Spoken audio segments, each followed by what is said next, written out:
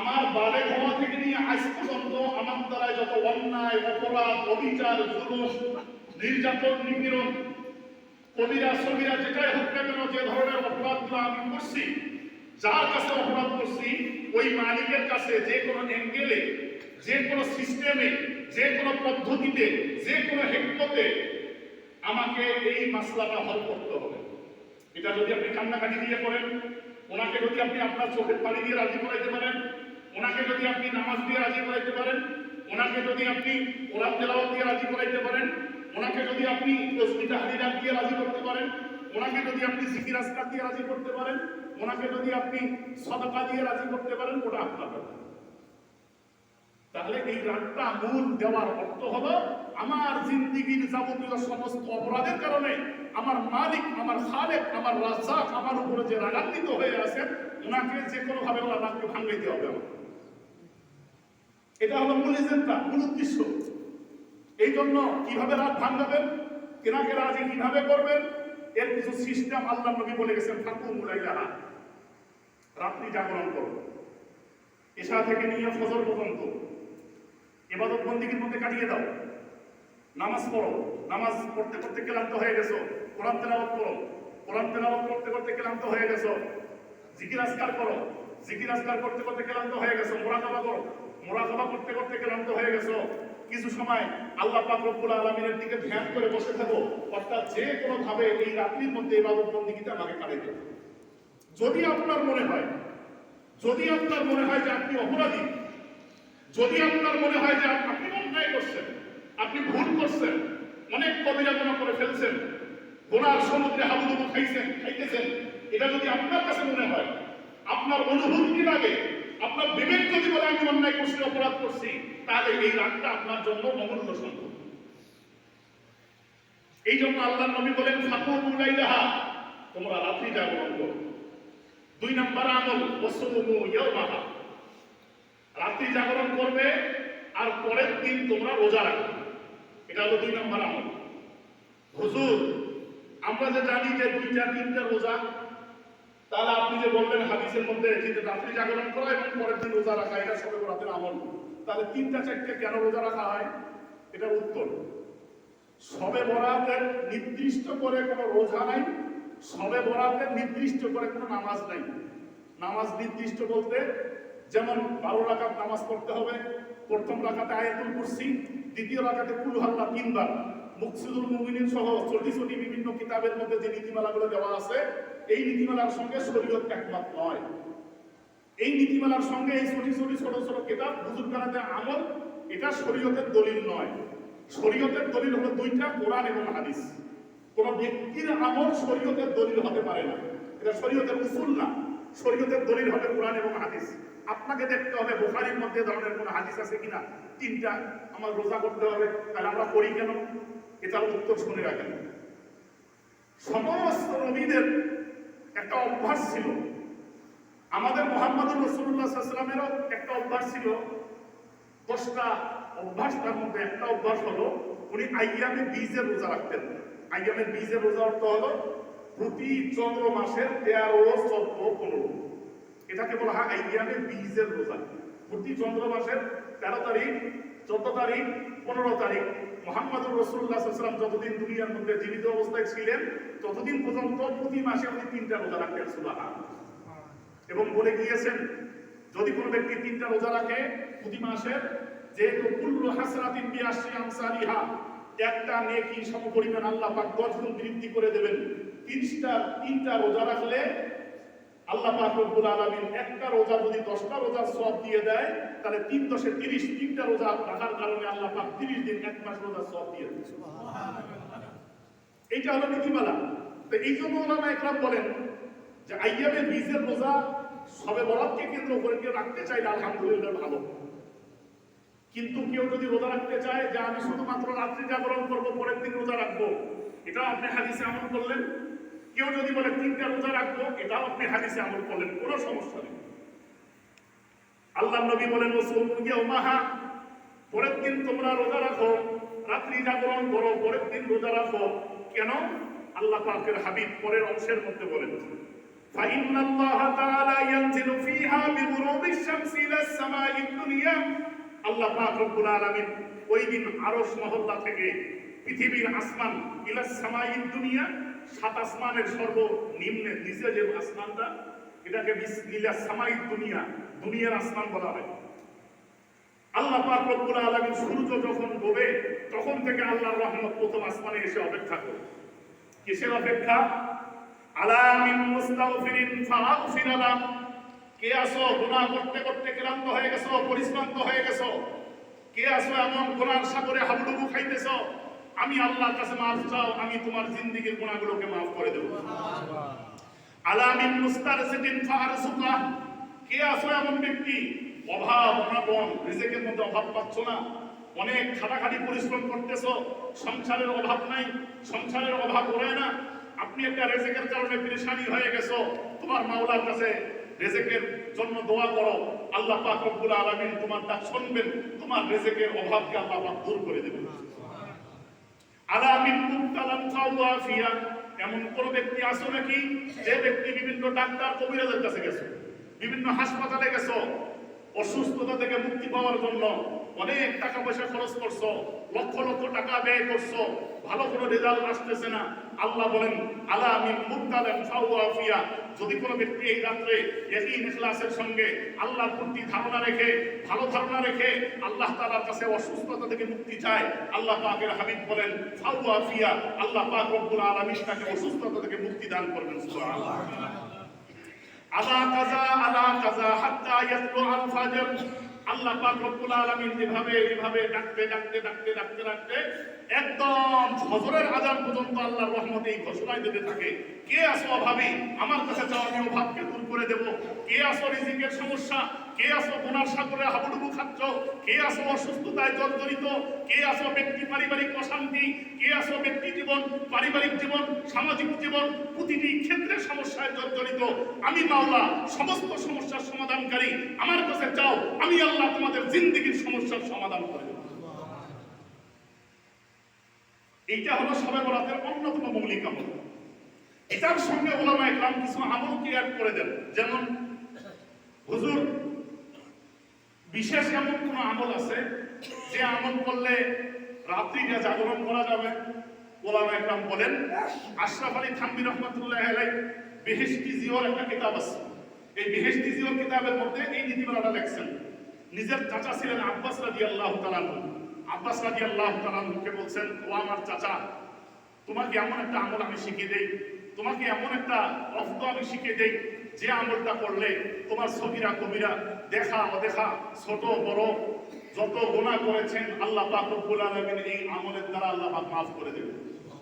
আপনার যদি সম্ভব হয় প্রতিদিন এই নামাজটা পড়বেন, যদি সম্ভব না হয় সপ্তাহে একদিন পড়বেন, যদি সম্ভব না হয় মাসে একদিন পড়বেন, যদি সম্ভব না হয় 6 মাসে একদিন পড়বেন, যদি সম্ভব না হয় বছরে একবার পড়বেন, এটাও যদি সম্ভব না হয় তাহলে পুরো জিন্দেগীর মধ্যে আপনি একবার এই নামাজটা অবশ্যই পড়বেন।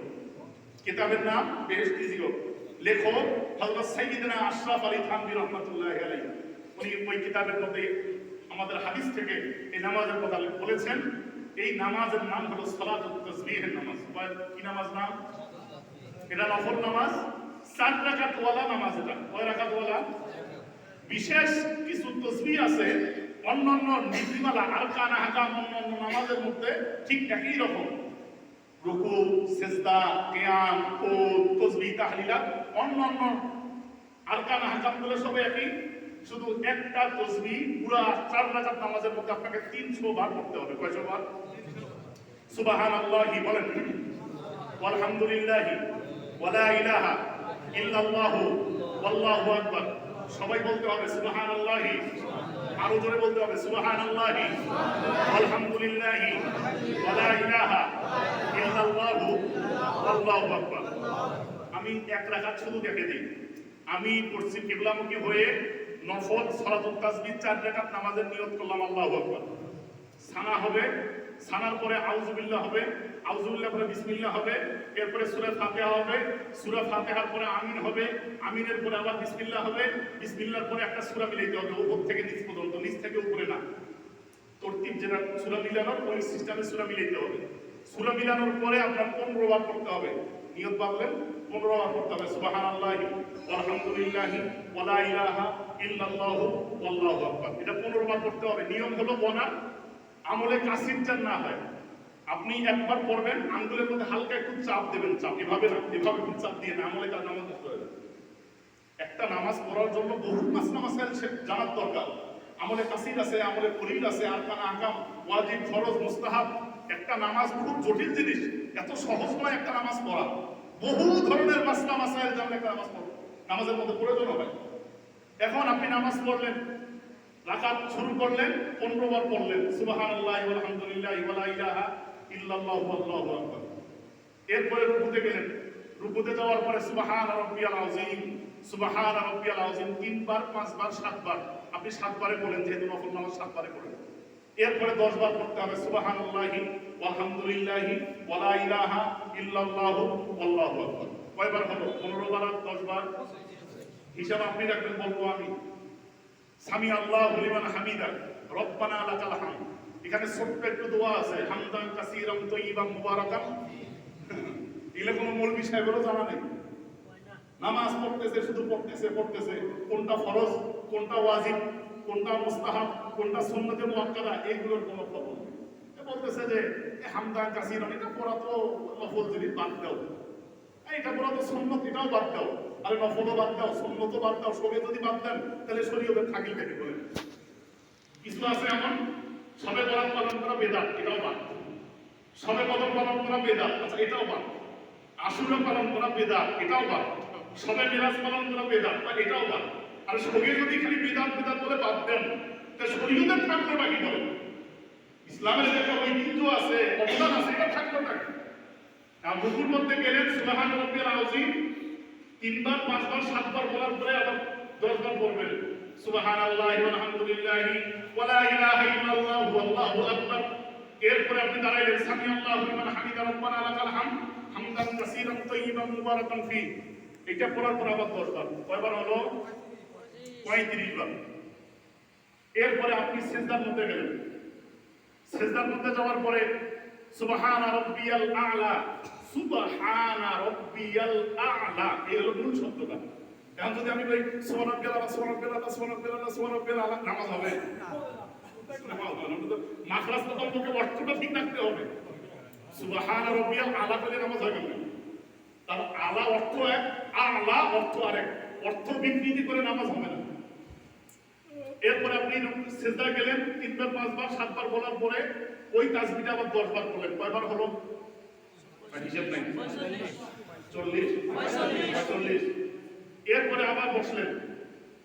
বসার পরে আপনার 3 তাসবিহ পরিমাণ তো দেরি করতে হবে নাকি? এক সিজদা থেকে উঠি আর বসলে আরেক সিজদার আগে যে বৈঠকটা আছে, এটা কমপক্ষে 3 তাসবিহ পরিমাণ তো দেরি করতে হবে। ওই হুজুর মুই জীবনে এমন দেরি করে নাই, ওই এক সিজদা থেকে উঠিয়ার সাথে সাথে দ্বিতীয় সিজদা দিয়েছে। আছে না এমন মুয়াক্কিল? আছে না এমন ঠাকুর? আছে না এক সিজদা থেকে উঠিয়া না বসিয়ে?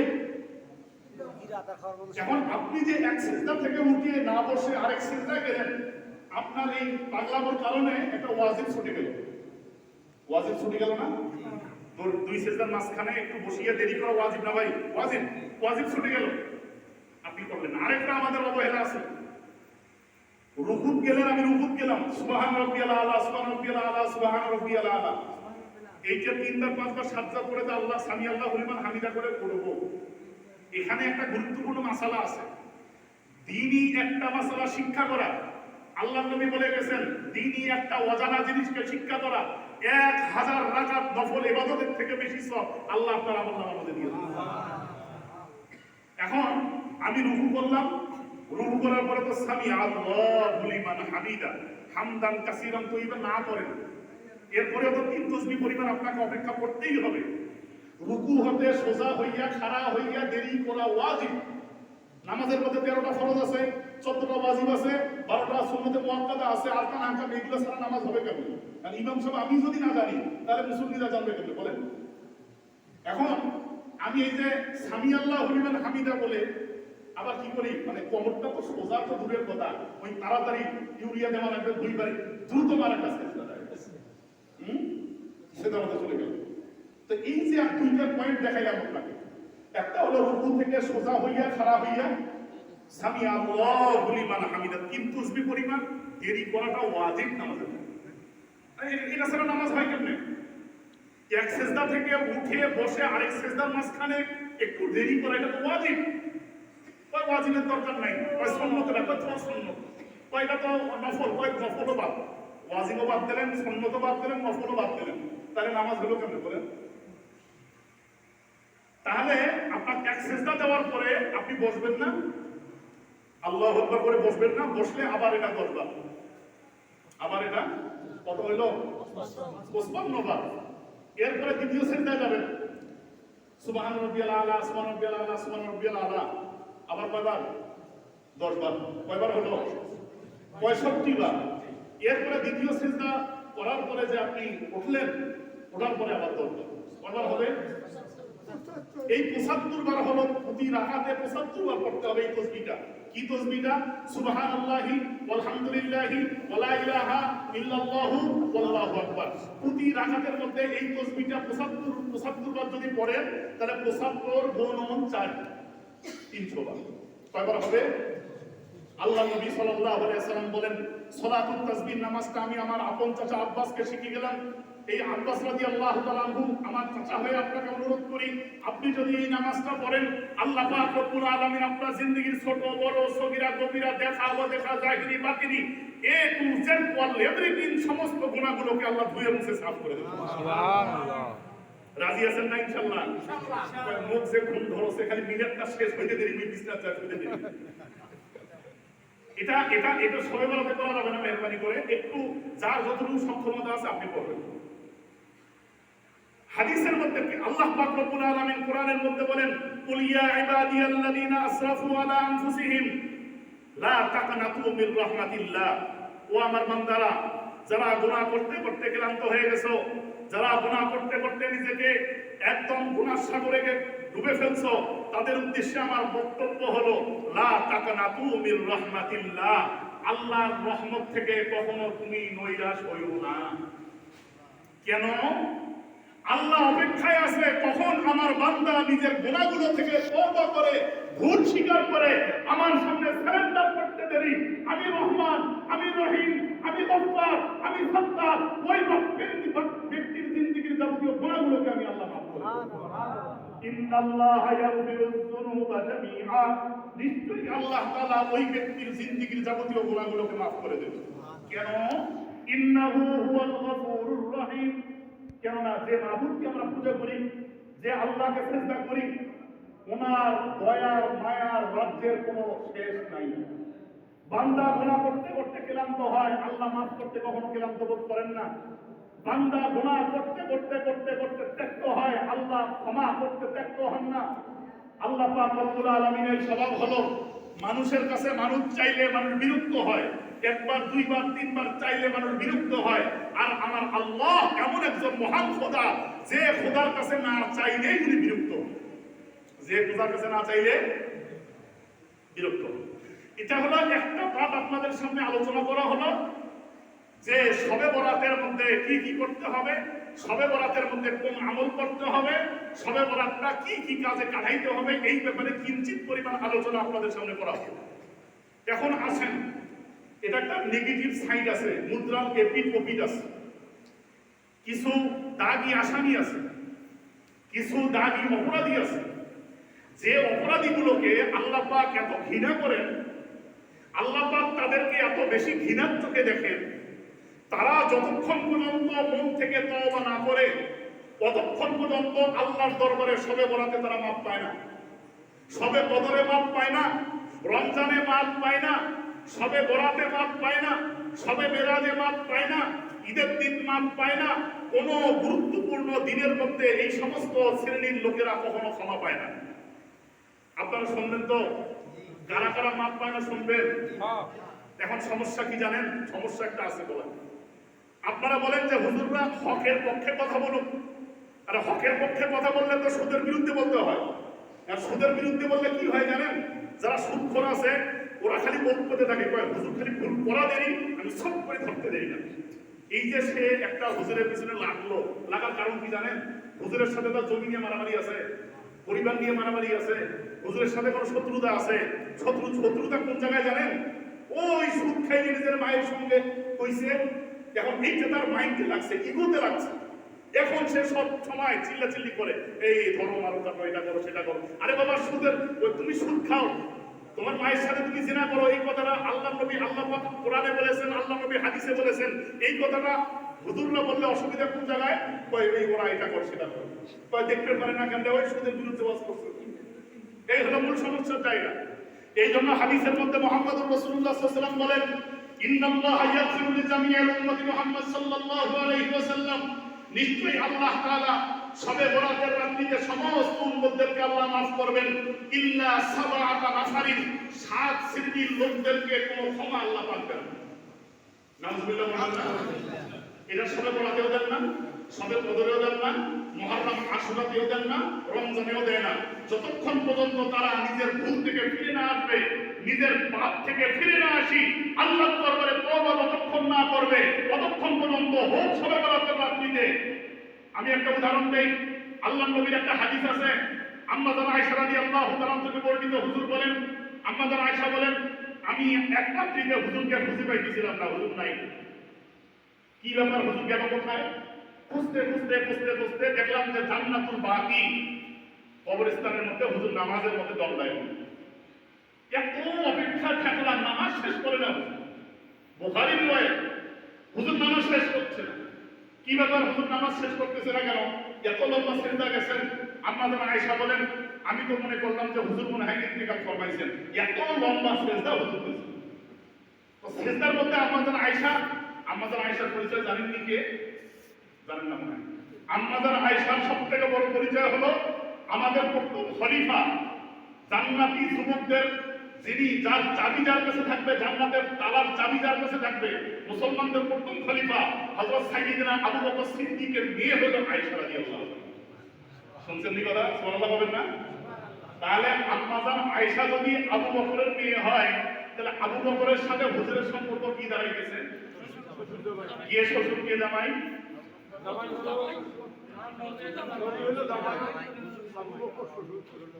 আবু বকর হলো শ্বশুর, নবী হলো জামাই। ওমরের সাথে পরিচয় কি জানেননি? ওমরের একজন মেয়ে ছিল সাইয়্যিদনা হযরত হাফসা রাদিয়াল্লাহু তাআলা। কি নাম? হাফসা রাদিয়াল্লাহু তাআলা। এই হাফসা রাদিয়াল্লাহু তাআলার বাবার নাম হলো ওমর। নামটাই খুব ভয়ানক নাম। শয়তান কয় যে রাস্তা দিয়ে ওমর যায়, ওই রাস্তা দিয়ে 40 দিন পর্যন্ত যায় না। খুব ভয়ানক অবস্থা, এত প্রভাব। আল্লাহ পাক ওমরের রাদিয়াল্লাহু তাআলা আনহুর প্রশংসা কোরআনের মধ্যে বলেন, আশিদ্দাউ আলাল কুফার, এমন একজন সাহাবীকে আমি ইসলাম ধর্মে দীক্ষিত করেছি যিনি কাফেরদের ব্যাপারে একেবারেই কঠোর হস্তে দমন করে। আরেকটা পরিচয় দেই, বদরের যুদ্ধের মধ্যে যাদের বন্দী করে আনা হয়েছিল, বদরের যুদ্ধে 70 জন বন্দী আনা হয়েছিল। বন্দীদের ব্যাপারে পরামর্শ বসছে যে যাদেরকে বন্দী করা হয়েছে এদেরকে কি করা যায়। আবু বকর কি বলো, এটা করেন। ওমর কি বলো, এটা করেন। ওসমান কি বলো, এটা করেন। সবার পরামর্শ নিয়েছে। এরপরে ওমরকে বলছে, ওমর, এই বদরের যুদ্ধে যারা মুসলমানদের বিরুদ্ধে যুদ্ধ করছে, যারা যুদ্ধবন্দী, এদের ব্যাপারে কি করা যায়? ওমর বলেন, ইয়া রাসূলুল্লাহ, ইয়া হাবিবাল্লাহ, আমার বাবা মা আপনার উপর কোরবান হোক, আমার মতামত হলো কলাটা আলাদা করে দেওয়া। কারণ এরা হলো ইসলামের বিরুদ্ধে ষড়যন্ত্রকারী, এরা হলো ইসলামের ক্ষতির জিনিস। তাদেরকে বাঁচিয়ে রাখলে সে নিজের ক্যান্সার, তাকে বাঁচিয়ে রাখলে আরো হাজারো মানুষকে নষ্ট করে দেবে, হত্যা করা। ওমর, আবু বকর নরম মানুষ তো, ইয়া রাসূলুল্লাহ কিছু ফিদিয়া দিয়ে ছেড়ে দেন। ওসমান আরো নরম মানুষ, ইয়া রাসূলুল্লাহ কিছু ফিদিয়া নিয়ে ছেড়ে দেন, যে টাকাগুলো আয় হবে ইসলামিক কোষাগারে জমা হবে। হুজুর সাল্লাল্লাহু আলাইহি ওয়াসাল্লামের ফয়সালা দিয়ে দিয়েছেন যে যারা যুদ্ধবন্দী কিছু কিছু টাকা নির্ধারণ করে দিয়েছেন, এই টাকাগুলো যারা জমা দিতে পারবে তাদেরকে ছেড়ে দেওয়া হবে। জিবরাইল আসছে, ইয়া রাসূলুল্লাহ, ইয়া হাবিবাল্লাহ, আপনি পরামর্শ করে একটা ফয়সালা করছেন, নচে আল্লাহ পাকের ভিন্ন ফয়সালা ছিল। কি ফয়সালা ছিল? আপনার ডান পাশে যে ব্যক্তি ওমর করছে, ওমরের যে ফয়সালা আল্লাহ স্বয়ং ওই ফয়সালার উপর দিয়েছেন। সুবহানাল্লাহ। ওমরের মনসা অনুযায়ী 12-13টা আয়াত পর্যন্ত আল্লাহ পাক নাযিল করছেন। এত বড় প্রভাব প্রতিবাবান সাহাবীর নাম হযরত সাইয়্যিদনা ওমর। তাহলে উমরের যে মেয়ে তার নাম হলো হাফসা, হাফসাকে বিয়ে করছে হুজুর। তাহলে উমরের সঙ্গে হুজুরের সম্পর্ক কি হলো? কে শ্বশুর কে জামাই? আবু বকর হলো শ্বশুর, উমর হলো শ্বশুর, হুজুর হলো। ইসলামের 4 খলিফা আছে না, এই 2 খলিফা হলো হুজুরের শ্বশুর। আর বাকি যে 2 জন আছে ওসমান আলী, ওসমানের সঙ্গে হুজুরের 4টা মেয়ে ছিল। এগুলো তো পড়ালেখা করতে হবে না, সারাদিন মোবাইল দেখতে দেখতে বুঝতে হবে। হ্যাঁ, ওসমানের 4টা মেয়ে ছিল, আর হুজুরের 4টা মেয়ে ছিল, রুকাইয়া, জয়নব, রুকাইয়া, উম্মে কুলসুম, ফাতেমা। এই 4টা মেয়ে ছিল হুজুরের। এই 4টা মেয়ে হচ্ছে খাদিজা থেকে। এখন হুজুরের যে রুকাইয়া মেয়েটা, ইনি বদরের দিন মারা গেছেন, ইন্তেকাল ফরমাইছেন। ইনার সঙ্গে বিবাহ হয়েছে হযরত ওসমান রাদিয়াল্লাহু তাআলা, রুকাইয়া। রুকাইয়ার সাথে ওসমানের বিয়ে হওয়ার পর রুকাইয়া ইন্তেকাল করছে। আরেকটা মেয়েকে বিয়ে দিয়েছেন, ইন্তেকাল করার পরে আরেকটা মেয়েকে হুজুরের আরেকটা মেয়ে উম্মে কুলসুম, তার সঙ্গে বিবাহ হয়েছে ওসমান। তাহলে হুজুরের মেয়েকে যে বিবাহ করলো ওসমান, তো সেক্ষেত্রে ওসমানের সঙ্গে হুজুরের সম্পর্ক কি হবে? কে শ্বশুর কে জামাই? হুজুর হলো শ্বশুর, ওসমান হলো জামাই। আফসোস করে হুজুর বলেন, আল্লাহ পাক রব্বুল আলামিন যদি আরেকটা আমার মেয়ে দিত, আমিও এটা ওসমানের সঙ্গে আমি বিয়ে দিই। সুবহানাল্লাহ, এত বিশ্বস্ত লোক ছিল। আর এখন তো আমরা কি করি, ওরে ময়নারে মুই একটা মেয়ে দিয়ে যে পাপ করছো, এই পাপের খেসারত যেন কতকাল দেওয়া লাগে। এই যে একটা ভয়াবহ অবস্থা। আমি আপনাদেরকে হাদিস শুনাই, কিতাবের নাম সিরাতে খাতিবুল আম্বিয়া, কিতাবের লেখক আল্লামা হযরত ইমাম মুফতি আযম ইমাম শফি আলাইহির রহমান। উনি লেখেন সিরাতের মধ্যে, সিরাতে ইবনে হিশামের মধ্যে আছে, হুজুরের একটা মেয়ে রুকাইয়া কোনো এক কারণে হুজুরের কাছে গেছে নালিশ জানাইতে ওসমানের ব্যাপারে। হুজুর সাল্লাল্লাহু আলাইহি সাল্লাম বলছেন, কথা শোনার আগে কি জন্য আসছো? পারিবারিক একটু সমস্যা নিয়ে আসছে। শোনেন কিভাবে আল্লাহ নবী সাল্লাল্লাহু আলাইহি ওয়াসাল্লামের পারিবারিক বন্ধন ছিল। সমস্যা নিয়ে আসছে কার ব্যাপারে? অমুকের ব্যাপারে। কি বলছে জানেন? আল্লাহ নবী সাল্লাল্লাহু আলাইহি ওয়াসাল্লাম বলছেন, তুমি মুখ খুলবা না, তুমি চুপ করো। যে অভিযোগ নিয়ে আসছো, অভিযোগ আমার কাছে বলার দরকার নাই। তোমরা জামাই এবং তোমার স্ত্রী, তোমার অভিযোগ তোমরাই সমাধান করো। যদি বেশি প্রয়োজন পড়ে আমি তোমার বাড়ি থেকে সমাধান করে দিয়ে দেব। আর আমরা কি করি জানেন? কি মা কি হয়েছে কান্দছিস কেমবা, বলছিলাম একটা থাপ্পড় মাসে, এত বড় সাহস রে, এ নি মাটি টাটি নিয়ে চল চালান যায়, একটা মারি গাড়ি নিয়ে এসে ঘরে আগে সব। এই যে একটা সমস্যা রয়েছে ধরে যায়, এগুলো তো আপনাদেরকে শিখতে হবে। ইসলাম যে একটা পুরো বিধান, আল্লামা আকমালতু লাকুম দীনাকুম ওয়া আতমামতু আলাইকুম নি'মাতি ওয়া রাদিতু লাকুমুল ইসলাম দীন, এই যে একটা আয়াত নাযিল হয়েছে, পুরান পবিত্র জীবন বিধান। এটা আপনি পারিবারিক, সামাজিক, রাষ্ট্রীয়, ব্যক্তিগত যে কোনো লাইনে যে কোনো সমস্যার সমাধান ইসলাম আপনাকে দেবে। ইসলাম আপনাকে দেবে, তবে আপনাকে অটল থাকতে হবে। কোন ফেরকার আশেপাশে দেওয়া যাবে না। সাতাফাররাকাত উম্মতি আলা 73 মিল্লাহ কুল্লুহুম ফিন্নার ইল্লা মিল্লাতুন ওয়াহিদা ক্বালু মান হিয়া ইয়া রাসূলুল্লাহ ক্বালা মা আনা আলাইহি ওয়া আসহাবি। আমার উম্মতরা বনি ইসরাঈলরা 72 দলে বিভক্ত ছিল। আমার আফসোস লাগে আমার উম্মতরা 73 দলে বিভক্ত হবে। সমস্ত 72 দলের সবাই জাহান্নামে যাবে, ইল্লা ওয়াহিদা, একটা গ্রুপ জান্নাতে যাবে। তাহলে 72 ফেরকা যারা হবে, এরা কি কোনো খ্রিস্টান? না। এরা কি কোনো হিন্দু? না। এরা কি কোনো বৌদ্ধ? না। এরা কি কোনো ইহুদি? না। মুসলমানদের জামাতের মধ্যে 72-73টা ফেরকা। এখন সমস্যা কি? ধরেন কথার কথায় রাগে স্বামী স্ত্রীর মধ্যে একটা তালাকের ঘটনা ঘটে গেল, মুই তো তোর মা তোর বাপ তোর 14 গোষ্ঠী তালাক, রাগের মাথায় আছে। এখন এই যে একটা সমস্যা, এটা সমস্যা না? সমাধান শরীয়ত দেওয়া লাগবে না? আহলে হাদিসের কাছে যাবেন, যারা বলে কোরআন দরকার নেই, হাদিস দিয়ে সব সমস্যার সমাধান, তা আহলে হাদিস ওদের কাছে যাবেন। ওরা বলবে রাগের মাথায় দিছে রে কয় হ, বা 3 তালাক একসাথে দিছে রে কয় হ, কয় যা তালাক হয়নি। আরেক গ্রুপের কাছে যাবেন, কয় তুই নামাজ পড়িস? কয় না। তোর বোন নামাজ পড়ে? কয় না। তোর বাপ মা নামাজ পড়ে? না। এত তালাক হয়নি, যার নামাজে পড়ে না তার কি তালাক আর কি তালাক। এই যে গায়ের চলে শরীয়তটাকে আপনারা টুকরা টুকরা করে বিভিন্ন ভাবে বিক্ষিপ্ত আকারে তামাশার একটা জায়গা বানাইছেন, এটা তো আল্লাহ পাক কখনো রাজি হবেন না এই কাজগুলোর দ্বারা। আরেক গ্রুপের কাছে যাবেন যারা নাকি কোরআন মানে হাদিস মানে না, এদেরকে বলা হয় আহলে কোরআন। নামগুলো শোনেন, আহলে হাদিস, আহলে কোরআন, শিয়া, কাদিয়ানি, মুতাজিলা, রাফিজি, এই ধরনের ৭২-৭৮টা দল আছে যারা এক একটা এক এক মতামতে বিশ্বাস করে। ইহদিনাস সিরাতাল মুস্তাকিমের পথে থাকবেন। আমাদের সঙ্গে কোরআন আছে, হাদিস আছে।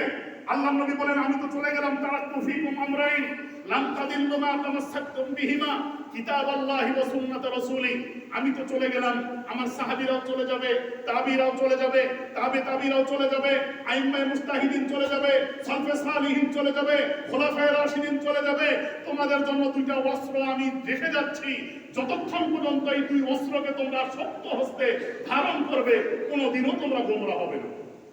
এক নাম্বার অস্ত্রের নাম কিতাবুল্লাহ, আল্লাহর কিতাব, মহাগ্রন্থ, মুসলমানদের সংবিধান কুরআনুল কারীম। আর দুই নাম্বার অস্ত্রের নাম হলো সুন্নাত হাবিবি মুহাম্মদুর রাসূলুল্লাহ সাল্লাল্লাহু আলাইহি ওয়াসাল্লাম, আল্লাহ নবী সাল্লাল্লাহু আলাইহি ওয়াসাল্লামের রেখে দেওয়া সুন্নাত। তো এই জন্য লম্বা এই পাশে আলোচনায় গেলে মূল আলোচনার সময় পাওয়া যাবে না, এই জন্য মূল আলোচনায় আমরা যাই। তাহলে ওসমানের যে দুইটা, ওসমান রাদিয়াল্লাহু তাআলা আল্লাহর নবী দুইটা মেয়েকে বিয়ে করার কারণে এদের সাথেও জামাই জড়িত হলো। আরেকজন খলিফার নাম আলী রাদিয়াল্লাহু তাআলা। আলীকে কাররামাল্লাহু ওয়াজহু বলা হয়, কেন জানেন? অন্যান্য সাহাবীকে বলা হয় রাদিয়াল্লাহু তাআলা আনহু। খুতবার মধ্যে দেখবেন, এই খুতবার মধ্যে আলীর নাম যখন আসছে তখন কিন্তু লেখা থাকে কাররামাল্লাহু ওয়াজহু। কেন? উত্তর হলো এই, আলী রাদিয়াল্লাহু তাআলা আনহুর মাথাটা ইসলাম গ্রহণের আগে পরে কোনোদিন এক সেকেন্ডের জন্য কোন মূর্তির সামনে, কোন দুনিয়াবীর কোন প্রাচুর্যের সামনে, অর্থের সামনে, বৃত্তির সামনে, কোন ধরনের শক্তির সামনে হযরত সাইয়্যিদনা আলীর মাথা কখনো নত হয় নাই। এই জন্য আলীর নাম উচ্চারণ করার সঙ্গে সঙ্গে বলে কাররামাল্লাহু ওয়াজহু। তাহলে আলীর সঙ্গে বিয়ে হয়েছে হুজুরের আরেক মেয়ে ফাতেমা। তাহলে চার মেয়ে, একজনকার সাথে বিয়ে হইল আলী, আলীর সাথে হুজুরের সম্পর্ক কি হইতেছে? বলেন বলেন বলেন। শ্বশুর জামাই। কে শ্বশুর কে জামাই? আলী জামাই, হুজুর শ্বশুর। আরেকটা পরিচয় আছে হুজুরের সঙ্গে আলীর, আরেকটা পরিচয় হলো হুজুর আলী রাদিয়াল্লাহু তাআলা হুজুরের স্বাস্থ্য ভাই হয়। কিভাবে? আব্দুল মুত্তালিবের 10 জন ছেলে ছিল। আব্দুল মুত্তালিব হুজুরের দাদা। আব্দুল মুত্তালিবের ছেলে কয়জন? 10 জন। একজন হলো আব্দুল্লাহ, বাকি থাকলো কয়জন? এই 9 জন হলো হুজুরের চাচা। এই 9 জনের মধ্যে একজন আপনারা সবাই নাম জানেন, আবু তালেব একজন আছে না চাচা? এই আবু তালেবের ছেলে হলো আলী। আবু তালেবের ছেলে এই আলী। তাহলে আবু তালেব যদি চাচা হয়, তাহলে আলী যদি আবু তালেবের ছেলে হয়, তাহলে আলী রাদিয়াল্লাহু তাআলা আনহুর সঙ্গে হুজুরের সম্পর্ক কি? চাচাতো ভাই, চাচাতো ভাই। তাহলে একদিক দিয়ে চাচাতো ভাইয়ের সম্পর্ক, আরেক দিক দিয়ে শ্বশুর জামাইয়ের সম্পর্ক। তাহলে আবু বকরের সাথে সম্পর্ক, আবু বকর হলো জামাই, হযরত হুসাইন জামাই, হুসাইন শ্বশুর, আর আবু বকর আমাদের আবু বকর শ্বশুর হুজুর, ওমর শ্বশুর হুজুর জামাই, ওসমান জামাই হুজুর শ্বশুর, আলী জামাই হুজুর।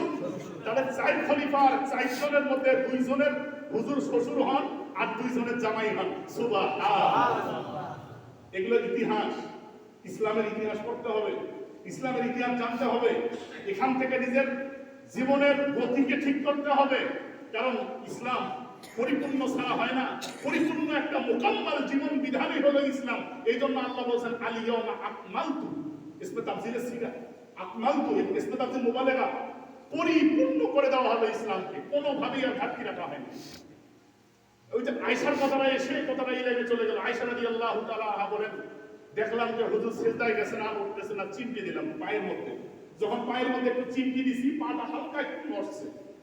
নামাজ শেষ করার পরে হুজুর বলল, আয়েশা তুমি কি ধারণা করেছো আল্লাহর নবী তোমার সঙ্গে বেইনসাফি করবেন, তোমাকে রেখে অন্য কোন স্ত্রীর ঘরে যাবেন? কখনো হতে পারে না। তুমি কি জানো আজকের রাত কি রাত? কয় আজকের রাত লাইলাতুন নিসফু মিন শাবান, শাবান মাসের 14 তারিখ দিবাগত রাত্রিতে আল্লাহ পাক রব্বুল আলামিন বনু কালব নামে একটা গোত্র আছে, এই গোত্রের বকরি ছিল প্রায় 20,000 গোত্র।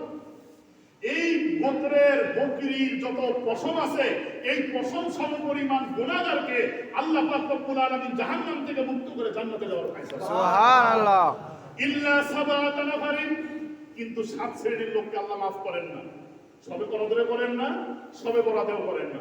শুনবেন, লা নাসিবা লাহুম ফি লাইলাতিন নিসফি মিন শাবান, তাদেরকে সবে বরাতের রাত্রিতে তাদের কপালের মধ্যে আল্লাহ কোনো ক্ষমা দেন না।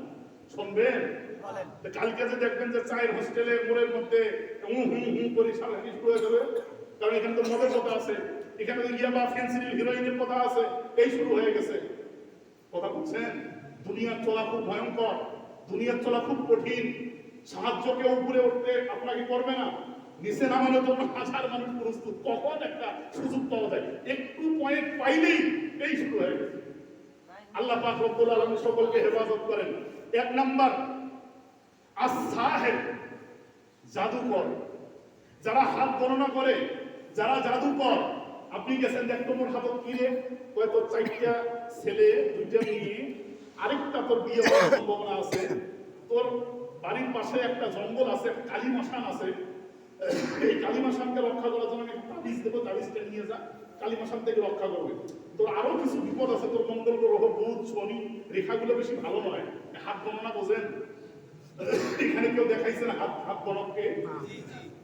হাত গণককে দেখা যাবে না, না বুঝে দেখাইলে না, বুঝে দেখাইলে কবিরা না। গণককে হাত দেখানো যাবে না। আস-সাহির, যারা এই জাদুকর, যারা গণক, তারকা দেখে যারা গণনা করে, এগুলো শরীয়তে নাই, এগুলো ইসলামে নাই। এটা শুরু হয়েছে, এগুলো আমাদের হযরত সাইয়্যিদিনা আমাদের নবী হযরত সাইয়্যিদিনা সুলাইমান আলাইহিস সালাতু ওয়াস সালামের আমল থেকে আগে জিনরা উপরে যাইতে পারতো, কিন্তু নবী যেদিন জন্মগ্রহণ করছে ওই দিন জিনদেরকে উপরে যাওয়ার সমস্ত রাস্তাগুলো বন্ধ করে দেওয়া হয়েছে। ওরা আসমানের ফায়সালাগুলো আসি বলতো, এরা ফির বলতো করে ওই যেটা কইছে ওইটাই তো হইছে, মোর হাতটা দেখতো মানে শনি গ্রহ পড়ে আছে। শনি গ্রহ মোর কাম্বা প্রতিদিন বয়সের কাজে আগে সৈকল কথা শুনে না, দেখতো মোর হাতটা শনি গ্রহটা আছে। খবরদার, খবরদার, জাদুকরকে এর আশেপাশেও যাবেন না, জাদুকরের আশেপাশে যাবেন না, গণকের আশেপাশে যাবেন না, যারা হাত দেখায় তাদের কাছে যাবেন না। এটা এমন একটা অপরাধ, এটা সামাজিকভাবে অপরাধ, এটা রাষ্ট্রীয়ভাবে অপরাধ, এবং এটা ধর্মীয় দৃষ্টিকোণ থেকে অপরাধ। এই সাবাতু নাফারিন মিন লাইলাতুল নিসফি মিন শাবান, শাবানের এই শবে বরাতে যে লোকদেরকে ক্ষমা দেওয়া হয় না, ক্ষমা করা হয় না, এদের মধ্যে এক নম্বর হলো আস-সাহির, যে নাকি কি জাদুকর। 2 নম্বর ওয়াশারিবুল খামর, যারা মদ খায়। কি খায়? কয় হুজুর আমি মদ খাই। আমি কি মদ খাই? আমি তো ইয়াবা খাই। আল্লাহ নবী এখানে মদের কথা বলছেন, এখানে কি ইয়াবার কথা বলছেন নাকি? তো আল্লাহ নবী এখানে তো মদের কথা বলছেন, আমি ফেন্সিডিল খাই। ফেন্সিলের কথা দেখেন তো কোরআনে কোথায় আছে? নাই। শারিবুল খামর শব্দের কোনো মদ। কয় আমি তো বাবা খাই। তো বাবার কথা দেখেন কোরআনের মধ্যে কোথাও নেই। আসলে তো কোরআন হাদিসে বাবার কথা নেই। আপনি এখানে ডান্ডি খাই, বা ডান্ডির কথা এখানে আসেনি, বা এখানে তো মদের কথা আছে। আমি মদ খাই না, আমি বাবা খাই, আমি হেরোইন খাই, আমি ফেন্সিডিল খাই, আমি ডান্ডি খাই, আমি তো মদ খাই না, আমার কথা তো এখানে নেই। পরিষ্কার বক্তব্য আপনাদেরকে বলি, আল্লাহ নবী সাল্লাল্লাহু আলাইহি ওয়াসাল্লাম সারে খমর বলে গেছেন। খমর আরবি গ্রামার অনুযায়ী ওই জিনিসকে খমর বলা হয় যে জিনিস ব্যবহার করলে মানুষের স্বাভাবিক সেন্স, মানুষের স্বাভাবিক জ্ঞান বিকৃত হয়ে যায়। প্রতিটা ওই জিনিসই খমরের মধ্যে অন্তর্ভুক্ত, যেগুলো মানুষকে মনুষ্যত্ব থেকে বাইরে ফেলে দেয়। একটা খাইছে, পরের দিন আসি কয় কিরে বাংলাদেশের প্রধানমন্ত্রী, আমি মনে হয় বাংলাদেশের প্রধানমন্ত্রী। মদকে হারাম করা হয়েছে তিনবারে।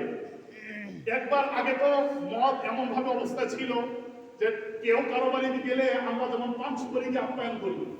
তৎকালীন সময় ইসলাম যখন আসছে, ইসলাম আসার আগে প্রেক্ষাপটটা আইয়ামে জাহিলিয়াতের প্রেক্ষাপট ছিল, কেউ যদি কারো বাড়িতে যায় তাহলে মদ দিয়ে আপ্যায়ন করে, আলসো মদ টদ খাওয়া, অপেক্ষা করো, এরপরে ভাত তরকারি সরাই। আমরা যেমন কেউ যদি আসে, এক কাপ চা, একটা পান, অপেক্ষা করো, গল্প করো, এরপরে মুখ জব করে তোমাকে জামাই আপ্যায়ন করা হবে। এটা হলো আমাদের সামাজিক ব্যবস্থাপনা। তাদের সামাজিক ব্যবস্থাপনা ছিল মদ দিয়ে আপ্যায়ন করতো। এখন মদ তো হারাম করতে হবে, কিভাবে হারাম করবে? 3 দফা আয়াত আল্লাহ পাক রব্বুল আলামিন নাযিল করেছেন। প্রথমে আয়াত নাযিল করলেন ইয়াসআলুনাকা আনিল খামর, কেউ যদি আপনাকে মদের ব্যাপারে জিজ্ঞাসা করে, আপনি তাদেরকে বলেন কুল ফীহিমা ইসমুন কাবীর ওয়া মানাফিউ লিন-নাস। মানে মদ হারাম কিভাবে করতেছে? আপনাকে কেউ যদি মদের ব্যাপারে জিজ্ঞাসা করে, আপনি তাদেরকে বলেন মদ খাওয়ার মধ্যে ক্ষতি অনেক, ইসমুন কাবীর, ক্ষতি অনেক, কিছু লাভও আছে। ঘুম আসে না, মদ খেলে খালি ঘুমাইতে বলছে। তাই দিলের মধ্যে একটু রিল্যাক্স মোড পাই না। 2 একটা বাবা খাইছি, কয় এখন তো আমার মধ্যে একটা রিল্যাক্স মুড কাজ করে, কয় ওই মানাফি উন্নয়ন আছে ব্যাখ্যা হলো এটা, কয় কিছু লাভও আছে, এই লাভটা হলো এটা শয়তানি লাভ। এরপরে কিছুদিন যায় যায় যায় যায় যায় যাওয়ার পরে দেখা যাচ্ছে যে একটু একটু মদ ছাড়ছে, তবে মদ খায় নামাজেও আসে। এই জন্য আল্লাহ পাক দ্বিতীয়বার আয়াত নাযিল করছেন, ওয়ালা তাকরাবুস সালাতা ওয়া আনতুম সুকারা। মদটা খাও একেবারে নিষেধ করলে কেমন হয়? ইসলামের প্রাথমিক অবস্থা তো। এখন মদ যারা খাও, মদ খাও ঠিক আছে, তবে নামাজ চলাকালীন সময়, নামাজ পড়াকালীন সময় খবরদার মদ খায়া নামাজ পড়তে আসি না। দুইটা আয়াত হইল। 3 নম্বর, আবার 2-3 মাস দেখে মানুষকে অবজারভেশন করে মানুষের অবস্থানটা কি। আবার 2 মাস 3 মাস যাওয়ার পরে আবার আরেকটা আয়াত নাযিল হয়েছে। আল্লাহ পাক রব্বুল আলামিন মদ, জুয়া, ঘোড়দৌড় এগুলোকে আল্লাহ পাক রব্বুল আলামিন কিয়ামত পর্যন্ত আনেওয়ালা উম্মতের জন্য মদকে চিরস্থায়ীভাবে আল্লাহ পাক হারাম করে দিয়েছে। এখন যারা মদ খায়, যারা জুয়া খেলে, যারা ইয়াবা খায়, যারা ফেন্সিডিল খায়, যারা হিরোইন খায়, যারা বাবাকে পর্যন্ত খায়া ফেলায়, এই বাবাকে যারা খায়, এই ধরনের লোকদেরকে এমন ভাবে অপরাধী শরীয়তের পক্ষ থেকে ঘোষণা করেছে আল্লাহ পাক রব্বুল আলামিন এই মদখোরদেরকে এই শবে বরাতের রাত্রিতে মাফ করবেন না। কয় শ্রেণী হইল? 2। একটা হলো সাহের, জাদুকর, বলদ। 2 নম্বর হলো ও শারিবুল খমর, যে খায়, মদ খায়। 3 নম্বর ওয়াল মুজিরু আলা জিনা, নিজের বৈধ স্ত্রী থাকা সত্ত্বেও যারা পরকীয়া করে, পর নারীতে আসক্ত যারা, অন্য নারীতে আসক্ত যারা, যারা জিনা করে বেড়ায়, ব্যভিচার করে বেড়ায়, এই জিনা এবং ব্যভিচারকারী যারা আছে এদেরকে আল্লাহ পাক রব্বুল আলামিন শবে বরাতে কোনোদিনও ক্ষমা করবেন না যতক্ষণ পর্যন্ত তারা পূর্ণাঙ্গ তওবা না করে আল্লাহ তাআলার কাছে ফিরে আসবে। এখন যদি এটা হয় যে আজকের জন্য তওবা করি না, কালকে থেকে ফির করি, আজকে তওবা করি না, কালকে থেকে ফির করি, এটাকে তওবা করা তওবা বলা হয় না। তওবা 4 জিনিসের নাম, শেষে বলবো আপনাদেরকে। তারা আল মুজিরু আলা জিনা, যারা জেনা ব্যভিচার করে এদেরকে আল্লাহ পাক রব্বুল আলামিন এই রাত্রিতে ক্ষমা করবেন না, তারা দাঁড়িয়ে থাকবে, এদের সাথে মামলা আলাদা আছে। 5 নাম্বার ওয়াফাতি ওয়ার রহিম, আত্মীয়তা সম্পর্ক ছিন্নকারী। ওর বাবার সাথেও ওর বনে না, ওর মায়ের সাথেও ওর বনে না, ওর ছেলে মেয়ের সাথেও ওর সমস্যা, ওর চাচা ভাতিজার সাথেও সমস্যা, কারোর সাথেও ওর মেলে না। ওই একলাই আব্দুল কাদের জিলানী হয়ে বসে আছে। ওই দুনিয়াতে কেউ ভালো নাই রে, ওটা এর সমস্যা, ওরও সমস্যা, ওয়েরও সমস্যা, এরও সমস্যা। আর ভালো কেড়ে আমি ভালো ছাড়া দুনিয়া আর কেউ ভালো নেই। এই ঠাকুর যারা আছে, এই ঠাকুরদেরকে আল্লাহ ক্ষমা করবেন না। এই মক্কেল, এদেরকে আল্লাহ ক্ষমা করবেন না যতদিন পর্যন্ত আত্মীয়তার সম্পর্ক ছিন্ন যারা করেছেন পুনরায় স্থাপন না করবেন, ততক্ষণ পর্যন্ত আল্লাহ ক্ষমা করবেন না। হ্যাঁ, শরীয়ত কর্তৃক কোন ধরনের যদি আপনার কারণ থাকে তাহলে ভিন্ন বিষয়। সে একটা জুলুম করছে, জুলুমকে আমি বাধা দিছি, বাধা দেওয়ার কারণে সে আমার সাথে কথা বন্ধ করছে, আমি এটার সাথে চলবে, এটা সমস্যা নাই। কারণ এমনি আপনি কথা বলেন না, কথা বলে যদি টাকা চায়, কথা বললে যদি আমার এই সুবিধা দেওয়া লাগে, এই জন্য ছেলেকে অর্ধেক দিয়েছেন, মেয়েকে কিছুই দেন নাই, এই যে ঠগাইছেন, বাটপারি সিটারি শয়তানি ফাজলামি করছেন, এই বাটপারি সিটারি ফাজলামি শয়তানি যারা করে এদেরকে আল্লাহ পাক এমন মাহরুম করছেন, শবে বরাতের মতো গুরুত্বপূর্ণ রাত্রি দিয়ে আল্লাহ তাকে মাফ করবে না। ওয়াল আকুল ওয়ালিদাইন, এরপরে আরেক ধরনের ঠাকুরের নাম হলো যারা পিতামাতার অবাধ্য সন্তান। পিতামাতার যারা অবাধ্য সন্তান, এটা এমন একটা ভাইরাস, এটা এমন একটা সমস্যা, নিজের পিতামাতাকে দূরে সরে দেবে। কিয়ামতের আলামত এটা, যে নিজের পিতামাতাকে দূরে সরে দেবে। নিজের বন্ধুদের পরামর্শ নিয়ে চলে, নিজের পিতাকে দাম দেয় না, নিজের মাকে দাম দেয় না। নিজের বউ যদি কয় যে এখন রাত 9টা না, এখন দিন 9টা বাজে, কয় দিনে এটা ঠিকই, এখন দিন আর রাত নয়, কয় কিরে অন্ধকার না, কয় এমনি বেলা ম্যাক করছে। বউ যদি কয় বস, এই উঠবে, বউ যদি কয় বস, বসবে। শরীয়তের বক্তব্য হলো একটা পারিবারিক বন্ধনকে অটুট রাখার জন্য অবশ্যই আপনি স্ত্রীর সঙ্গে পরামর্শ করতে পারেন, অবশ্যই করা রাখবে। আপনার ছেলের সঙ্গে পরামর্শ করবেন, আপনার মেয়ের সাথে পরামর্শ করবেন। পরামর্শ ছাড়া সামাজিক বন্ধন অটুট কখনো থাকবে না। তবে সিদ্ধান্ত আপনার স্ত্রী দেবে না। শরীয়তের বক্তব্য হলো পরামর্শ করার পরে সিদ্ধান্ত আপনি গার্ডিয়ান স্বামী হিসেবে আপনি দেবেন। আমি কি বুঝাইতে পারছি নাকি বেদার মন খারাপ করতেছেন? মুই বইয়ের কথা শোনো না, মুই বইয়ের কথা অনুযায়ী চলাফেরা করো, তাইবা হুজুর কইছে এই জন্য হুজুর আসি বলছে। আপনারা মেহরবানি করে পিতামাতা যতদিন আছে মূল্যায়ন করেন, আলেম ওলামাকে তাজিম করেন, ময় মুরব্বীদেরকে সম্মান করেন। ময় মুরব্বীদের সামনে সিগারেট খায়েন না, মই মুরব্বীদের সামনে বাজে কথা বলিয়েন না। এটা আল্লাহ নবী সাল্লাল্লাহু আলাইহি ওয়াসাল্লাম পরিষ্কার বলেছেন। যারা নাকি আলেম ওলামাকে তাজিম করে না, ছোটকে স্নেহ করে না, বড়কে সম্মান করে না, আলেম ওলামাকে তাজিম করে না, সে আমার উম্মতের দলভুক্ত নয়। আগে কি দেখতাম, একটা মুরব্বির সামনে সিগারেট খাওয়া তো দূরের কথা, মুরব্বির সামনে দিয়ে যাইতে 10 বার চিন্তা করতে পারে মই মুরব্বির সামনে কেমনে যাই। আর এখন কি করে, এটা সুরুত লাগায়, মই মুরব্বির সামনে যাবে আর শয়তান মাথার মধ্যে গোবর ঢেলে দিয়েছে, বলবে যে আল্লাহকে ভয় করো না আর মই মুরব্বি ভয় করে তুই কি করবি। এটা শয়তানের পক্ষ থেকে আবির্ভাব বক্তব্য। ও আমার ভাই, আপনাদের হাতে ধরি, আপনাদেরকে পায়ে ধরি। আমার উদ্দেশ্য আপনাদেরকে জান্নাতে নিয়ে যাওয়া, জান্নাতের পথ দেখানো, জাহান্নাম থেকে ভয় দেখানো, জাহান্নাম থেকে বাঁচানো। খবরদার এই রূপগুলো যদি আমার মধ্যে থেকে আমি আজকে আল্লাহর দরবারে তওবা করে যাই, আল্লাহ আজ থেকে গণকের কাছে যাব না, আজ থেকে আমি মদ খাবো না, আজ থেকে আমি জিনা ব্যভিচার করবো না, আজ থেকে আত্মীয়তার সম্পর্ক ছিন্ন করবো না, আজ থেকে আমার পিতামাতা যতক্ষণ আমার উপর রাজি না হবে, আল্লাহ আপনার উপর রাজি হবে না। আরেক গ্রুপের নাম হলো নমিমা। নমিমা শব্দের অর্থ হলো চগলখোর, চগলখোর, পরনিন্দাকারী। এই কি করে, আপনার কথা ওকে লাগাবে, ওর কথা আপনাকে লাগাবে, দুই ভাইয়ের মধ্যে দ্বন্দ্ব সৃষ্টি করবে, দুই বন্ধুর মধ্যে ফাটল তৈরি করবে, এক এলাকার কথা আরেক এলাকায় লাগাবে, আরেক এলাকার কথা আরেক এলাকায় লাগাবে। এদেরকে বলা হয় চগলখোর। এদের ব্যাপারে পরিষ্কার বক্তব্য হাদিসের মধ্যে, লা ইয়াদখুলুল জান্নাতা কাত্তাত। চগলখোর কোনোদিনও জান্নাতে যাবে না। জান্নাতে যেখানে জান্নাত 40 বছরের রাস্তা পর্যন্ত ঘেরান যায়, সে জান্নাতের ঘেরানটাও পাবে। যারা নাকি চগলখোর, আপনার কাছে যা বলবে জানিস তোর বন্ধু কি কইছে, ওইটা কইছে, আবার আপনি মন্তব্য করবেন ওইটা আসি সকালে বা আইকান চা খাই কিরে, তাহলে কথা আছে সবার সামনে পাওয়া যাবে না। কি কথা, তোর বন্ধু কিন্তু ওই কথা কইছে। দিল আপনার দুইজন বন্ধুর মধ্যে দিল কাটা বেশি, এক এলাকা থেকে আরেক এলাকা, এক ভাইয়ের সাথে আরেক ভাই, এই যে দ্বন্দ্ব ফাসাদ যারা তৈরি করে, যারা বিভেদ তৈরি করে, ফাটল তৈরি করে, এই চগলখোরদেরকে আল্লাহ পাক রব্বুল আলামিন সবে বরাতেও মাফ করবেন না, সবে বদরে মাফ করবেন না। 7 নাম্বার, আল বখিলুল মুশাহিরুল লাযী লা ইউকাল্লিমু আখাহুল মুসলিম ফাওকা সালাসাত আইয়াম। যারা নাকি টাকনুন নিচে লুঙ্গি পরিধান করে, অভ্যাস্ত যারা টাকনুন নিচে লুঙ্গি পরিধান করা কবিরা গুনাহ। টাকনুন নিচে পায়জামা, প্যান্ট, লুঙ্গি, তা মা আসফালা কাবাইনি মিনাল ইজারি ফিন্নার। টাকনুন নিচে লুঙ্গি পরা যাবে না, টাকনুন নিচে পায়জামা পরা যাবে না। এটা যদি কখনো চলতে ফিরতে টাকনুন নিচে চলে যায় তখন ভিন্ন কথা, কিন্তু যে টাকনুন নিচে লুঙ্গি পরিধান করার অভ্যস্ত যারা, এদেরকে আল্লাহ পাক কখনো মাফ করবেন না। ও আমার ভাই, লম্বা চূড়া কথা না বলি, কথা এখানে শেষ করি। আপনাদের উদাত্ত আহ্বান জানাই, আল্লাহ পাক রব্বুল আলামিন আমাকে মুসলমান করে বানাইছেন, অনেক মহব্বত করে বানাইছেন। ওয়াত্তিনি ওয়াজ-যাইতুন ওয়া তুরি সিনিনা ওয়া হাদাল বালাদিল আমিন লাকাদ খালাকনাল ইনসানা ফি আহসানি তাকওয়িম। আমি আল্লাহ পাক রব্বুল আলামিন মানুষকে সুন্দর আকারে, সুন্দর অবয়ে, সুন্দর আকৃতিতে, সুন্দর গঠন দিয়ে মানুষকে বানাইছি।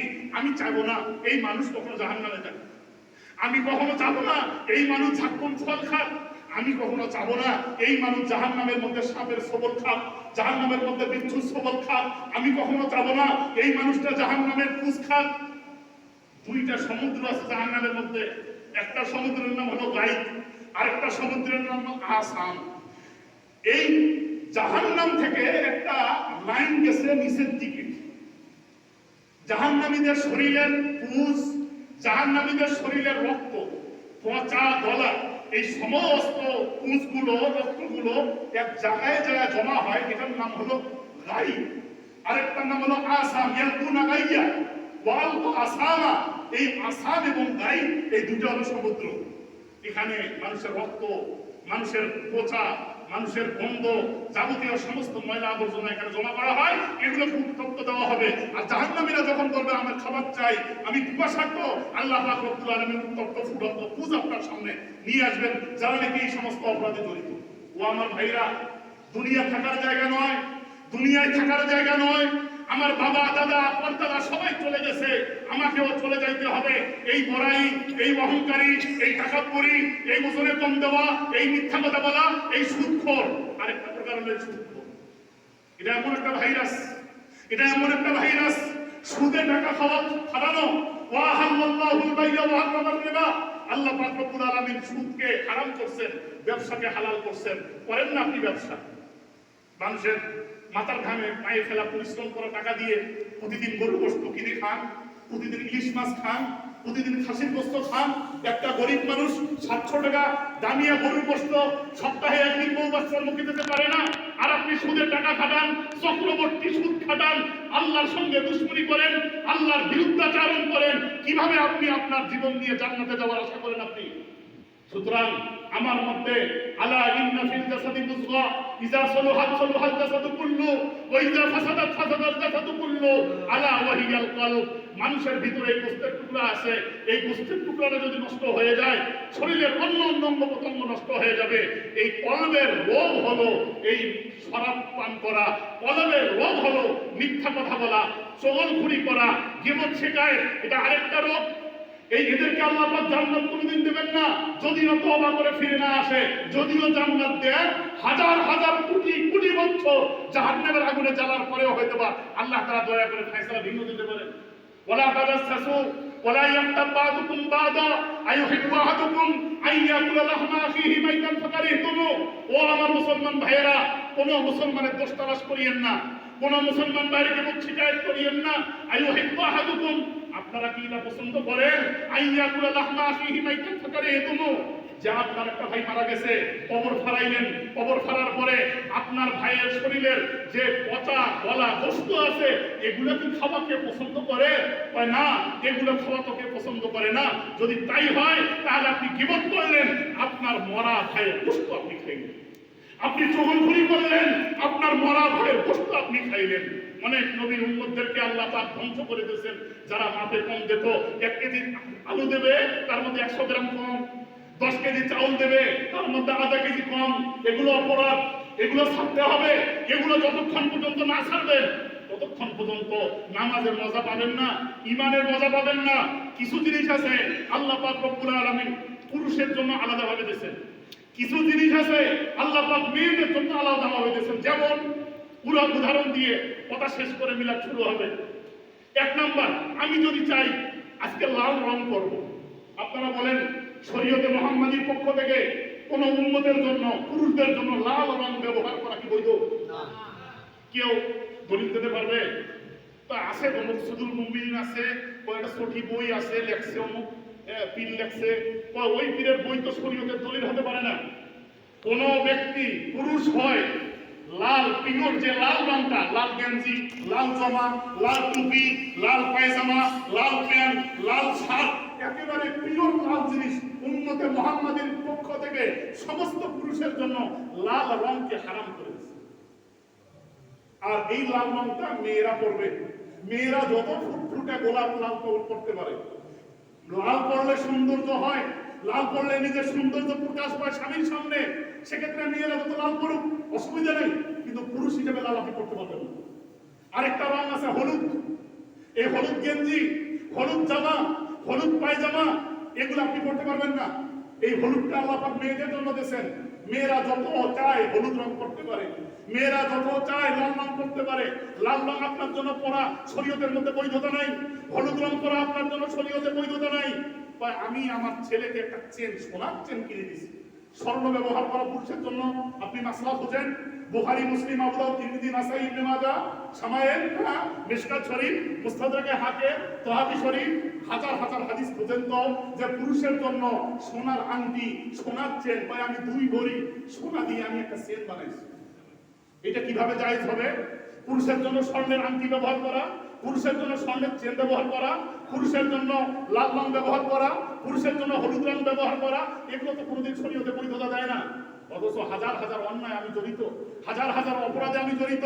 আর আমি মনে করতেছি, মনে হয় আজরাইল মনে হয় জিবরাইল আসতেছে আমাকে জান্নাতে সুসংবাদ দেওয়ার জন্য।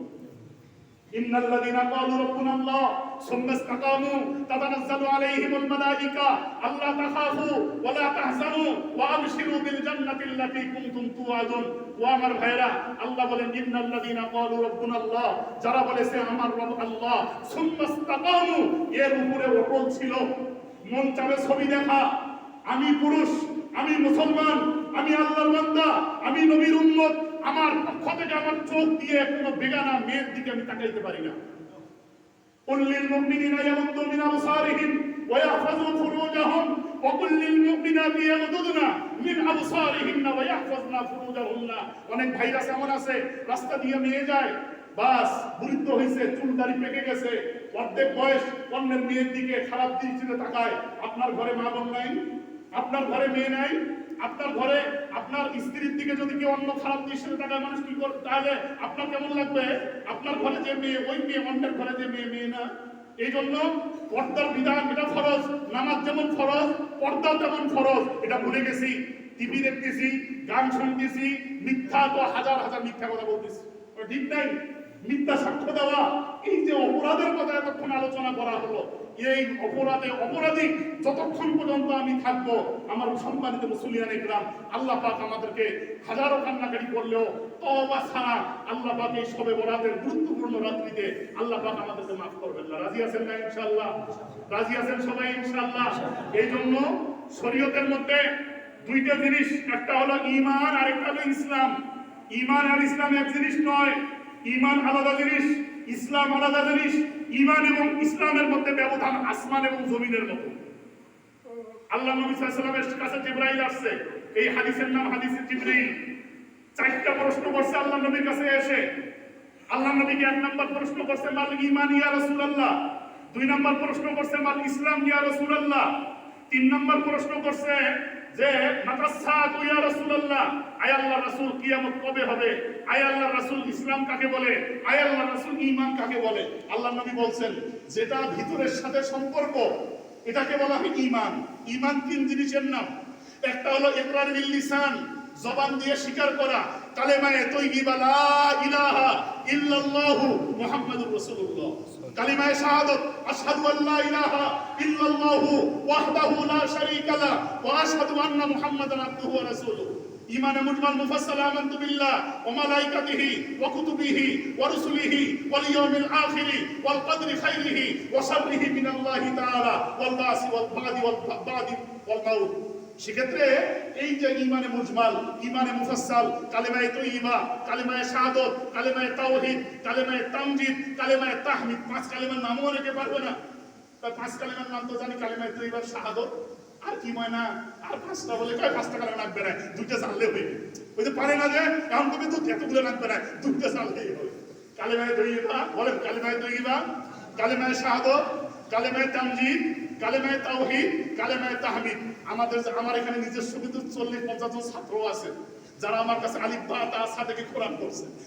এনারা আলহামদুলিল্লাহ যথেষ্ট একটা বুদ্ধি এবং কোরআন হাদিসের বেসিক নলেজ তাদের সামনে আছে। যে কোনো ছোটখাটো মসজিদেরও কোরআনের মধ্যে বলতে হবে যে এখানে বড় হা করছিস না ছোট হা করছিস, এখানে ইয়াকা নাবুদু ওয়া ইয়াকা নাস্তাইন করছিস না ইয়াকা নাবুদু করছিস, ভুল ধরার মতো একটা যোগ্যতা আল্লাহ পাক চলে আসছে এদের মধ্যে। এই জন্য ভাইরা আমার, না মান অভিমান নয়, কোনো ক্ষোভ নয়, কোনো রাগ নয়, আপনাদের প্রতি উদাত্ত আহ্বান, আপনারা যদি আসলেই আল্লাহ পাক রব্বুল আলামিনের মুহাব্বত, ভালোবাসা, আজমত মনের মধ্যে ধারণ করেন, তাহলে আসুন যে সমস্ত জিনিসগুলো থেকে আল্লাহ পাক আমাদেরকে পরিত্রাণ দিতে চান, আল্লাহ পাক রব্বুল আলামিন এই সমস্ত জিনিসগুলো থেকে আমাদেরকে বাঁচার মতো তৌফিক দান করেন। সকলে বলি আল্লাহুম্মা আমিন। কুল ইয়া ইবাদিয়াল্লাযীনা আসরাফু আলা আনফুসিহিম লা তাকনাতু মির রাহমাতিল্লাহ। ও আমার বান্দারা, যারা গুনাহ করতে করতে ক্লান্ত হয়ে গেছো, তারা খবরদার আর গুনাহ করিও না। আল্লাহ পাক রব্বুল আলামিন আমাকে আপনাকে সকলকে প্রথম থেকে এই পর্যন্ত যতটুকু বিক্ষিপ্তভাবে আলোচনা হলো, আল্লাহ পাক আমাকে প্রথমে আমল করার তৌফিক দান করেন, এরপরে আপনাদেরকে আমল করার তৌফিক দান করেন। ইয়ে চমন সেহরা ভি হোগা, ইয়ে চমন সেহরা ভি হোগা, ইয়ে খবর বুলবুল কো দো তাকে আপনি জিন্দগি কো সোচ কর কুরবা করে। কবি বলেন, ও বুলবুল পাখি, তুমি যে বাগানের জন্য জীবন দিচ্ছ, তুমি স্মরণ রাখো এই বাগান তো একদিন শেষ হয়ে যাবে, এই বাগানের পিছনে তুমি নিজের জীবন দিও না। ইয়ে চমন সেহরা ভি হোগা, ইয়ে খবর বুলবুল কো দো তাকে আপনি জিন্দগি কো সোচ কর কুরবা করে। সেক্ষেত্রে আপনাদেরকে যদি এতটুকু অনুভূতি আমি দিতে পারি যে আসলেই কথাগুলো বাস্তব, কথাগুলো সত্যি, কোরআন এবং হাদিসের কথা। ইয়া ইলাহি গরতে দরিয়ায়ে গুনাহাম তুমি দানি ওয়া খুদ হাসতি গওয়াহাম। আয় আল্লাহ তাআলা, আমি গুনাহের সমুদ্রের মধ্যে আমি ডুবন্ত অবস্থায় আছি, একমাত্র আপনি জানেন আর আমি জানি, দুনিয়ার আর কেউ জানে না। সমস্ত গুনাহ সমুদ্রে হাবুডুবু খাইতেছি, আপনার দিকে আমরা মুহতাজ। দুনিয়া বে আদতরা বা ইবস্তম হাজারা বা রিতওবারা শিকাস্তম। তো একবার তওবা করছি আবার ভাঙিছি, আবার তওবা করছি আবার ভাঙছি, এইরকম হাজারো বার তওবা করছি, হাজারো বার ভাঙছি। এই জন্য আমরা তওবা করব। চারটা শর্তে তওবা করতে হয়। তওবা করার একমাত্র একটা পয়েন্ট হলো, আয় আল্লাহ এই গুনাহ যেটা আমি করছি, গুনার কারণে আমি লজ্জিত। এটা হলো তওবার এক নম্বর শর্ত। গুনার কারণে আমি লজ্জিত। 2 নাম্বার, আয় আল্লাহ তওবা করার 2 নাম্বার শর্ত হলো, আয় আল্লাহ যে গুনাহটা আমি করতেছি, যে গুনাহ থেকে আপনার কাছে আমি ক্ষমা চাই, এই গুনাহ আর একেবারেই ছেড়ে দিলাম। আমি কি বুঝাইতে পারছি আপনাদেরকে? যে গুনাহ থেকে তওবা করতেছি আমি লজ্জিত, অনুতপ্ত। 2 নাম্বার, এই গুনাহকে একেবারে ছেড়ে দিলাম। 3 নাম্বার, আয় আল্লাহ কিয়ামত পর্যন্ত যদি এই গুনাহ করার সুযোগ আর আসে, এই গুনাহ আর আমি জিন্দেগিতে করব না। এখন যদি করে আজকে তওবা করলাম, কালকে থেকে ফির টিভি দেখা শুরু করলাম, গান শুরু করলাম, জুয়া। খবরদার, নিজের ছেলে মেয়েদেরকে হেফাজত করেন। বড় বড় মোবাইল কিনে দিচ্ছেন, নিজের সন্তানকে ঘোড়া থেকে হত্যা করতেছেন। বলতেছে আমাকে তো অ্যাসাইনমেন্ট করতে হবে, অনলাইন ক্লাস আছে, অনলাইন ক্লাস। ঘুমায় হলো জোহরে, আমাদের এই রাত 12টা, আমাদের ঈশান নামাজের পরে বাপ মা একসাথে দুয়ার লাগে যায়। আমি ফজরের আগে উঠি আর আমার ছেলে মেয়ে ওঠে 10টার সময়, কিরে একসাথে ঘুমাইলাম, উঠি দেখি 10টার সময়, তো ঘুমাইছে হলো 3টায়। বাকি সময়টা কি করছে? অনলাইন ক্যাসিনো, অনলাইন জুয়া, বাজি খেলা। এগুলো যত করবেন সামাজিক অশান্তি তৈরি হবে। সমাজের মধ্যে অশান্তিকে দূর করার জন্য আল্লাহর কথা, আল্লাহ রাসূলের বক্তব্য পরিষ্কার। খবরদার, কিয়ামত পর্যন্ত বাজি খেলাকে আমি হারাম করলাম। কেউ জুয়া খেলবেন না, কেউ কেউ বাজি ধরবেন না। অমুক দল 2 দল খেলা হচ্ছে, যদি ওই জেতে তাহলে মুই 10,000 দিন, আর যদি ওই না জেতে তাহলে তুই মুখ 10,000 দিব। এই যে বাজি খেলা, এই যে জুয়া খেলা, এই যে মদ খাওয়া, এই যে ফেন্সিল খাওয়া, এই হিরোইন খাওয়া, আল্লাহ পাক রব্বুল আলামিন আমাকে আপনাকে এই সাবআতা নাফারিন লাইলাতুল নিসফি মিন শাবান, এই 10 শ্রেণী 12 শ্রেণীর লোক যাদেরকে আল্লাহ পাক রব্বুল আলামিন অপরাধী বলে ঘোষণা দিয়েছেন, এই অপরাধ থেকে আমাকে আপনাকে 3-4টা শর্তে তওবা করলে, আল্লাহর কাছে কান্নাকাটি করলে, আল্লাহর কাছে সারেন্ডার করলে, আল্লাহর কাছে নদী স্বীকার করলে, আল্লাহ রহমান, আল্লাহ রহিম, আল্লাহ গফফার, আল্লাহ গফুর, আল্লাহ সাত্তার, অবশ্যই অবশ্যই আল্লাহ পাক আমাদের জিন্দেগীর গুনাহগুলোকে মাফ করে দেবেন। ইয়া ইলাহি গরকে দরিয়ায় গুনাহম তুমি দানি ওয়া খুদ হাসবি গওয়াহম। আয় আল্লাহ, গুনার সাগরে হাবুডুবু খাইতেছি আল্লাহ, অনেক পাপ করছি, আর অন্যায় করতে চাই না, আর পাপ করতে চাই না। আমি শেষ হয়ে গেছি, আমি নিজে ক্লান্ত হয়ে গেছি গুনাহ করতে করতে। নিজের বিবেক জানে, আপনি জানেন কত গুনাহ করেছি আল্লাহ, হাজারো গুনাহ করেছি। আপনার কাছে ক্ষমা চাই। আল্লাহ বলেন, যদিও তুমি 12 শ্রেণীর অন্তর্ভুক্ত, খালেস দিনে তওবা করছিস, যা আমি আল্লাহ তোর গুনাহগুলোকে মাফ করে দেব। সুবহানাল্লাহ। আমাকে আপনাকে সকলকে প্রত্যেক থেকে এই পর্যন্ত যা আলোচনা হলো, আমার মতো নাখান্দা, নালায়েক, গুনাহগার, বেইলম, বেআমল কালাইয়া ব্যক্তিকে আমল করার তৌফিক দান করেন। আপনাদের মতো আল্লাহওয়ালা, নেককার, পরহেজগার ওলি আল্লাহদেরকে আমল করার তৌফিক দান করেন।